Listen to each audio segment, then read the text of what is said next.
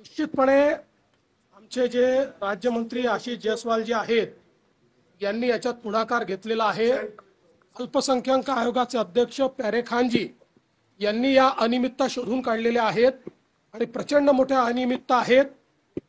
पोरांना शिक्षण मिळत नाहीये आणि काही लोक पैसे लाटतायत। त्याची संपूर्ण चौकशी करण्याचा निर्णय घेण्यात आलेला आहे। आशिष जयस्वाल त्यात लक्ष घालतायत। भाऊ, ठाणे कल्याणमध्ये अतिक्रमणाची कारवाई सुरू आहे, त्या कारवाईमुळे अनेक घर बेघर होण्याची शक्यता आहे। याच्यामध्ये आमच्या असं लक्षात येत आहे की हे जे बिल्डर आहेत हे बिल्डरच कारस्थान करून अशा प्रकारे पहिल्यांदा अनियमित बांधकाम करायचं आणि मग कोणाला तरी कोर्टात पाठवायचं। हे जे काही धंदे चाललेले आहेत हे योग्य नाही आहेत। या संदर्भात उपमुख्यमंत्री एकनाथराव शिंदेजींची देखील माझी चर्चा झाली। त्यांनी त्यातल्या फॅक्ट्स माझ्या नजरेस आणून दिलेल्या आहेत आणि या संदर्भात आम्ही कोर्टमध्ये इंटरव्हेन्शन करणार आहोत।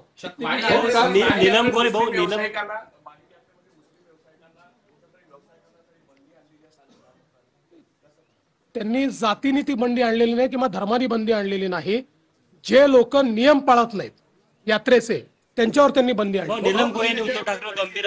मात्र मला त्या संदर्भात अजून पूर्ण माहिती नाही आहे। मी जे काही तुम्हाला माहिती देतो ही माझी IQ माहिती आहे। मी त्या संदर्भात पूर्ण माहिती घेईन आणि मग त्यानंतर बोलेन।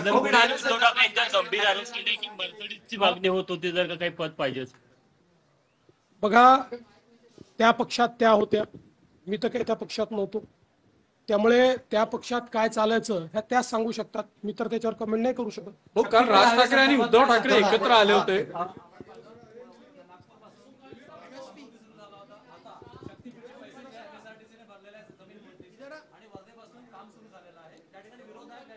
असं आहे, आता माझ्याकडे कोल्हापूरच्या लोकप्रतिनिधींनी कोल्हापूरच्याही शेतकऱ्यांचं निवेदन दिलं आणि त्यातल्याही अनेक शेतकऱ्यांनी हा मार्ग करा अशा प्रकारचं निवेदन दिलेलं आहे।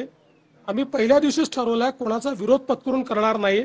सगळ्यांना समजावून त्याचे फायदे समजावून आणि सर्वांना उत्तम कॉम्पेन्सेशन देऊन आम्ही तो करू।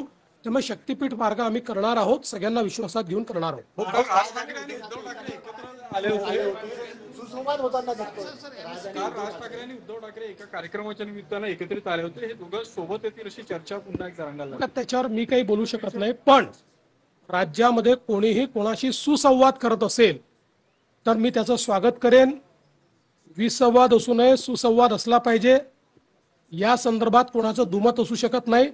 त्यामुळे निश्चितपणे सगळ्यांनी सुसंवाद करावा आणि आपणही सगळ्यांनी मिळून 9 वाजताच्या भोंग्याला सुसंवाद कसा करायचा हे जर शिकवलं तर राज्यातली संवादाची परिस्थिती सुधारेल। जसं 50% त्याचे दोषी ते आहेत तसे 50% तुम्ही पण दोषी आहात। तर देवेंद्र फडणवीस यांनी माध्यमांशी संवाद साधलेला आहे। साहित्य संमेलनामध्ये बोलताना काही मर्यादा पाळायला हव्यात असं फडणवीसांनी म्हटलंय।